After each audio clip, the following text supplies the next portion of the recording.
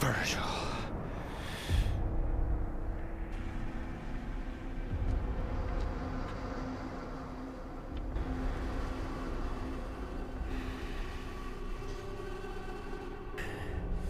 Get out of my way, Nero!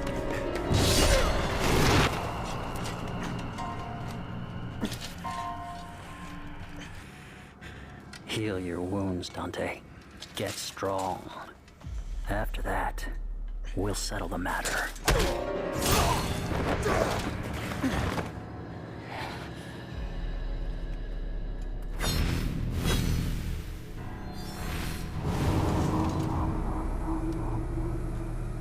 Thank you, Nero.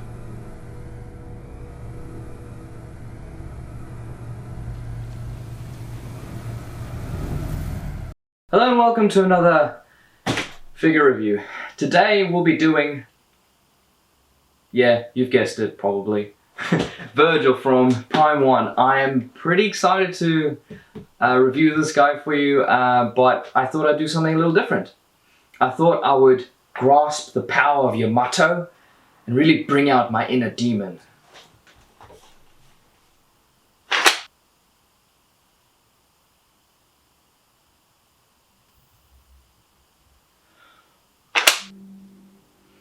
Right, there you have it. This really came in handy. I think I'm going to do this for all of my unboxings. It's so much easier. It comes out the box, it's already assembled. Pretty cool. Virgil. As you can see, I'm standing right next to him. He's pretty big. My sword's bigger though, so... But let's get into this review, and yeah, I'm pretty excited, guys. Let's just get into this review, shall we? Well, alrighty, as you can see, it is a huge box. I thought it was going to be smaller than Dante, but it's pretty much the same size. I haven't seen Dante's box in a little while, but I'm assuming it's roughly the same size. But let's get onto the box art, shall we? Alright, so this is Prime1 Studios Ultimate Premium Masterline Devil May Cry 5 Virgil Exclusive Edition. I had to take that a few times because that was quite hard to say all in one sentence. The box art is the statue of Virgil, and it's kind of like this old school rendering of a painting of some sort, you know? It looks really nice, it looks really cool, much more of an improvement than the the Dante that I have in the background. You might see him. Let's rock! So this is more of an improvement, and I think it is better. The artwork, and because the last one was kind of like spread out. If you haven't checked out that video, go check it out. Watching them back to back might actually be really cool. Alright, on the side here, we have him opening his blade. He's Yamato. On this side, you have him doing the same thing, pulling it out like that from a different angle. And on this, we have all the various information. Very cool box art. I do like it. I like the cracks through it. It's kind of like one of those things that goes with the entirety of the game. There's a lot of cracking glass and etc, etc. And when he is revealed, as you saw in the intro video, you see that kind of shattered glass look when Virgil is finally remade, I guess. Very cool, very big. I don't think it needs to be that big. A lot of it was the base, the base and length of the body, but at the same time, there's a lot of empty space there. But either way, I'm happy with it. It's going to go in storage anyway, so let's go on to the actual review, shall we? Alrighty, so here we have him. He's pretty awesome. There's a few minor nitpicks I might have. I'm not entirely sure if you guys will agree with me. I looked at Dante and then looked at Virgil, and I was like, huh, Virgil doesn't look that good. His face is, the sculpt is amazing. The paint job is a little iffy, but at the same time, I don't know what I would improve on it. To be honest, I think it's the pale skin that kind of makes it look strange. Because it is a statue, it has that glossy effect. It's not that glossy compared to the base, for example, but I don't know how to describe it. I think it might be the pale look to him, and there's a few bits and pieces I might want to get into with you guys, but 100% I love him. I'm really happy I got him, and I will not put him back or sell him anytime soon. So as you can see, he's on top of the tripod, and he is really menacing looking. He's got this huge base. It looks like something out of Monster Hunter, how it's got these jutting out bits coming out. One side's taller than the other side, and you've got this blues, purples, pinks and dark colors to highlight it all, and a little bit of a pearlescent kind of sheen to it. I feel like they could have done a little bit more with the paint work on this, but I'm still not complaining about it. I'm generally just saying, with Prime 1 and the money that people pour into Prime 1, a generalized metallic look to this might be better, or even just like the ends here going into a translucent look, or even just like a metallic white. It looks quite crazy. He's coming forward, he's about to fight Dante, he's about to fight Nero, and he's like straight up, I'm the bad boss, man. You can try. He's walking forward and he's unsheathing his sword, about to slice whoever in half, you know. He's no friend of any demons. He is only in a pursuit of power. And I kind of want to get Nero now too. My fiance is probably watching this as she's editing, being like, no, Damien, don't do it. But yeah, there's metallic paints through it, there's dark paints, there's white paints. But we'll get into that in a bit. I'm still just gushing over this guy. There's no other way I can say it. He's awesome. So let's get straight into the detail. We'll start off with the base. What a pretty epic looking base. It almost kind of looks like a dragon head of a weird monster, you know? Like here's the teeth and it just goes flat, which is really cool. Very sleek and smooth looking ragged rocks. I really do like it. There's a lot of detail in the sides, the back. The back even has a part that you needed to put in, which is this here. Truthfully, I would have been happy with just that, but they went the extra mile and added this weird hollow bit where you can see kind of holes through it all. And just to add that extra bit of detail, you know, Prime 1 really goes all out at times. Here is kind of the best way to look at it. So you have the tips of all these spikes, throughout the entire base of this is kind of like a light blue, and then dry brush with some white to bring out all the jotting out details, which is really nice. And then there's a little bit of pinks, purples, and like dark shadow paint through that too. And as you can see, it looks amazing. It's done really well. I like the contrast between blue, purple, and the darks, especially when it comes to this mouth looking area, which looks amazing. Really, really well done. Very much reminiscent of the game, which is amazing. And yeah, can't really talk much about the base because the base is pretty awesome. So we'll get into the top part, because the top part is where it really shines. Alright, so here we have the boots. Looks really nice, very well done, very well sculpted. I don't remember seeing his boots all that much in the game, but I know that he had a whole bunch of buckles. I like the kind of join here. It almost looks like these chappy bits are just overlayers of his pants, which look amazing. And then this here isn't very weathered that much, but it looks good. And then all these little buckles and straps here are very nicely painted. You have these really nice painted buckles, and you know, yeah, it just like the end of his cape here is frayed away and dirty and grimy, as if it's been dragging on the floor for a while. And then all of these are sculpted kind of like slightly flexible. I'm very happy that none of them broke, but it looks nice. It looks very good. I wish they went a little bit heavier on the weathering. A lot of weathering in this statue is a little bit lacking. Paint-wise, detail-wise, it's perfect, you know? So let's pan up a little bit and see what we can see with the coat, shall we? Alrighty, here we have the upper part of his pants, and man, are they cool. What an awesome jean design, I would have to say. Like, if I ever came across something even slightly similar to this, I would buy them in a heartbeat. They look so cool. It almost has like a gray effect to it. That gray effect almost bleeds into a light blue kind of look. But even like the details on the inside of his coat there, which are just like a painted on effect. It's not overly detailed. I'm not entirely sure what that looked like on the inside of his coat of the game, but yeah, it looks really nice. Very cool. All the stitching you can see looks amazing. The end bit of Yamato, we'll get a closer look up on that, and so you can see what it looks like. Here we have a little bit of Yamato's detail. So he has these like little dots on the inside with a gold line around the outside here, and as you move you can see the rough texture on the actual sheath, which looks amazing. And then when you continue moving, you can see these gouges out and rough details through the sword, as if he's been hitting things with it, which he has been. but it just looks so nice. The color variant isn't all that different, but the texture really leads it to a different place, as this is nice and rough and this nice and sleek, and then you've got those scratches through it all which look amazing. Alright, let's look at the back of the coat a little bit, shall we? Right, here we have a little bit of the back of the coat. Not much to show on this, to be honest. You have these really nice kind of glossy blue pattern on the back here, and it has like a rough texture as if it's been sewn through there. You have these nice little copper looking buttons on the back there, and then it's showing a lot more on camera. It might have something to do with my lighting, but you see a little bit of a blue hues to those highlighted areas, which looks really nice. The way the jacket kind of drapes down is quite natural, and the folds and the ripples through it look really, really good. Very well done. Let's take a little bit of a closer look at the top of his back, shall we?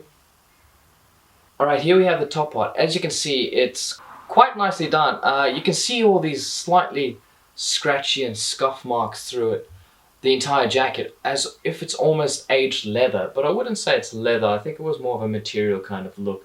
But it is very similar to Dante's jacket, how there's so much detail, but the way it's spaced out kind of doesn't look like it is really there. And then you have that amazing detail work on the kind of patterning of that blue, and it's showing up like a very bright white on the camera, but it is a metallic blue, so I think my lights are just a little too harsh on it. But trust me, the light being harsh on it is a good thing, because he's such a dark statue, you need a harsh light on there. So without further ado, let's go to his chest area and have a look a little bit more on that. Here we have his chest, kind of like a stomach, breast, chest protection kind of thing. Not too sure how to make of it, but those overlays look so well done. The seams look like they're meant to be seams, you know. All these areas in here look like they do detach, but they don't. It is a solid piece, and then you've got these nice silver bits and then like a blue dry brush over the top to kind of bring it a little bit together, you know. Reminds me a little bit of a pirate jacket with all these little buttons here, breast buttons, but it looks really nice. You can see that there's a pattern behind there, and it looks great. Very, very similar to the pattern that he had on his coat in Devil May Cry 1. And then you see that rough texture of the blade again, or the sheath, and it just continues through there. Just amazing, absolutely amazing. Alright, here we have the patterning on the inside of the coat. Man, does it look cool. Very strange pattern, but looks awesome. I don't doubt Prime 1's attention to detail in this matter. But yeah, you can see a little bit of fraying on the end of his cape here, which is really cool. I like that detail. Here we have his kind of little tassel things that strap the blade to his hip. He doesn't really use them all that often unless he's using Beowulf. But here we have just those slight details of those little flowers, or whatever the hell that's meant to be. And then you can see that it's completely black with a blue wash over the top of it to kind of bring out those little details of an interwoven kind of rope kind of looking thing, you know. It looks really nice. The attention to detail in this is amazing. Here we have those same details on the kind of rope that he has attached to his blade. You can see that there's a little bit here that it's roped around, which is really nice. And as we pan up to his hands, it's kind of like this really deep, dark ocean blue with kind of stitching patternings on here.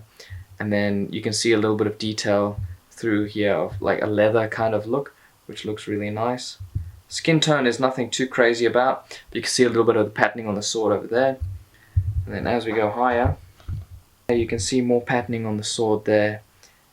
And I'll get to the top of the crossguards here, but I am a little disappointed with that blade.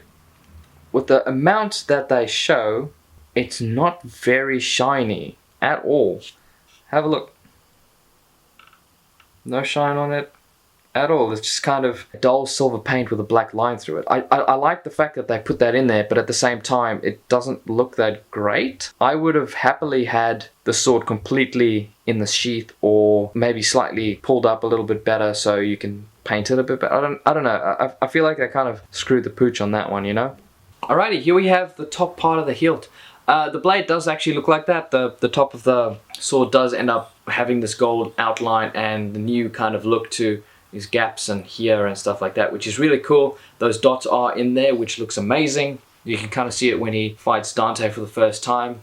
But that blue on here isn't that harsh. I tell you now, it's not that harsh. It's a little bit more subtle than that. It's just because of how harsh the lighting is. I might change it, hold on. There you go, that's a little bit better. A little bit of a sloppy paint job on his fingers attached to Yamato, the white part of Yamato here. You can't really see it that well because it kind of blends together because of how pale his skin is. But at the same time, it looks okay. I love the gesture with the one finger. It looks awesome. Very Virgil-like, you know. So, yeah, let's have a look at the hilt a little bit, shall we? Again, slightly sloppy work, but at the same time, I'm not too sure how well they would have done that. It comes across really well on camera, but it's not that great. The lining on this looks amazing. Really well done. I wish my camera could go tall enough to actually see the top part here, but it can't, so I'm sorry guys. And yeah, a little bit of sloppy work with his fingers and his hands attached to the sword, and then his sword white wrappings attached to the blade. The paint on the wrappings on top of the stingray skin is a little bit sloppy, but I love the fact that those details are in there, those rough textures underneath there, which is really cool. There we have those really nice looking textures at the top, very well painted with a gold kind of look to it. Very cool, love it. I love the redesign of the Yamato. Very modern, very well done. Alright, here we have it. Virgil, the Alpha and the Omega. What a badass character, right? I prefer him to V. A lot of people won't agree with me on that, purely because I've been with Virgil from the very beginning of Devil May Cry 3, and I don't know, I just like him so much. I don't know how else I can describe it, really. V was a very interesting character to Devil May Cry 5, and I'm glad that they put him in there, but I still prefer Virgil. But as you can see, there's just something off about his face. I could not tell you what it is. I actually think it might be the pale look. The camera's picking it up, not that great, but his eyes are very dark. I understand that his eyes are meant to be quite dark in the game, but it's just a little too dark. I think they gave him eyeliner, and I think that doesn't work out quite nicely. I actually think it has something to do with my lighting as well, because my lighting's from the bottom. I don't think it looks very good. I might change it, but I'll show you what I mean. So the angle on my lighting is kind of like this. So it doesn't look that great, especially his eyes. His eyes look way too dark. But if you do have lighting from a higher angle, it comes across quite well. So I think it has something to do with my lighting. And lighting from the front on doesn't look too bad.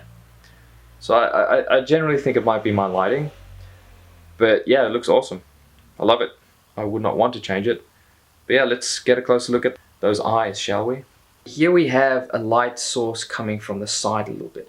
You can really see those excellent textures on his skin, which look amazing. You can kind of see the eyelashes there too. The likeness actor had a low brow and they really captured it properly, you know, it's almost perfect. I love it, it's really, really well done. You can see those eyelashes painted there too, very well done. So yeah, I think lighting on this guy, it has to be perfect for it to look really good. So I might have to change up my lighting a bit, you know. Righty, here we have his hair. The sculpt is absolutely awesome. Just like Dante, it's painted quite well too. You can see those real sleek back hair kind of flicks and stuff like that. It looks amazing. Looks really well done. I like the fact that they come over his ear a little bit there. Looks really good. Alright, here we have the EX version of Virgil. And this is all he comes with. It kind of sucks that he doesn't come with a little bit more. I'm not entirely sure what he could come with, but at the same time, it looks cool. A few issues I do have with it is, this is a blue orb from Devil May Cry 5. This is the design of it. You get little fragments and eventually it makes a whole blue orb. But it's very pale. It's more whitey blue than blue. I think it needed to be a little bit darker. It is the same material that Dante's DX orb is from, like the translucent kind of thing, but it doesn't translate as well because it is such a light color. But as you can see, there's 4 faces on it, each sharing 2 eyes with another face, which is pretty cool. One is slightly more open than the other. The only thing that you can tell that the faces are different is the mouth. But yeah, it looks pretty cool. I do like it. It's a nice little accessory to add to it. I'm not entirely sure if it was worth the price that it came with, to be honest. I think it was like an extra $100 or something. It's still not bad. Like, I would rather the exclusive version than the non-exclusive version, so I'm still kind of happy with it. But yeah, it looks pretty cool. Alrighty, here they are. Devil May Cry Prime 1 Dante and Virgil exclusive edition. Yeah, they look pretty good together, especially next to Spider-Man. It's just what I have right now. It looks really good together. I cannot deny that Nero might definitely need to be in the mix here.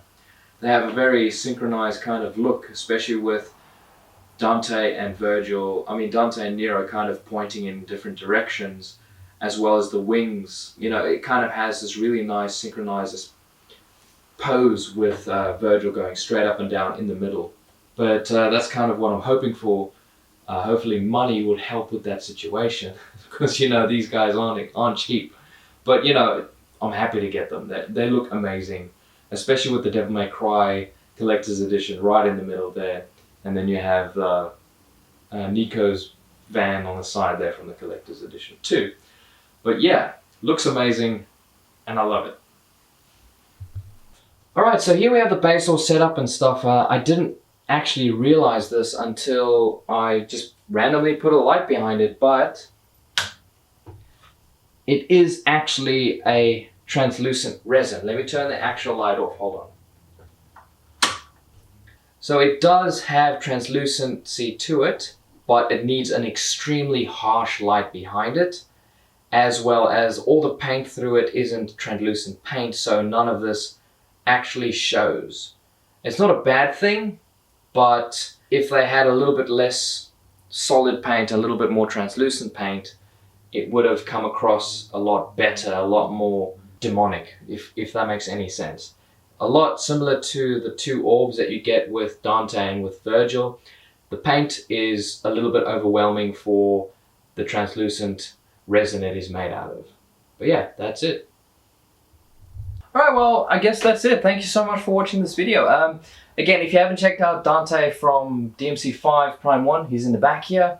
They pair really nicely. If you haven't checked out that video, go check it out. It's a decent video. It seems like it's getting a lot of attention. It's got over 1,000 views. So, yeah. Obviously, the issues with this guy, they're my own personal issues. If you agree with me, let me know in the comments. I'm happy to gush over this guy or kind of critique it a little bit in a harsher manner. But at the same time, let's just get into geeking out about this. One of the coolest designs of Virgil to date from Devil May Cry 1, 3, and 4, and 5? 4 and 3 were kind of the same deal. But either way, coolest outfit, in my opinion. The other one's a little dated, but yeah, I think it looks awesome. What do you guys think? Let me know. Give a like, give a comment, as well as thank you to my Patreons for supporting me in this kind of collectible stuff. Websinger91 as well as K.Helson. Thank you so much. Check out my Patreon, check out my Facebook. We are planning to do more things with the Patreon in the future, but at this point, considering that there's only 2 people, we're going to wait a little bit longer till there's a bigger group following, and then we're going to do a little bit of exclusive stuff for you guys. So please stay tuned, please subscribe and leave a like. Thanks so much.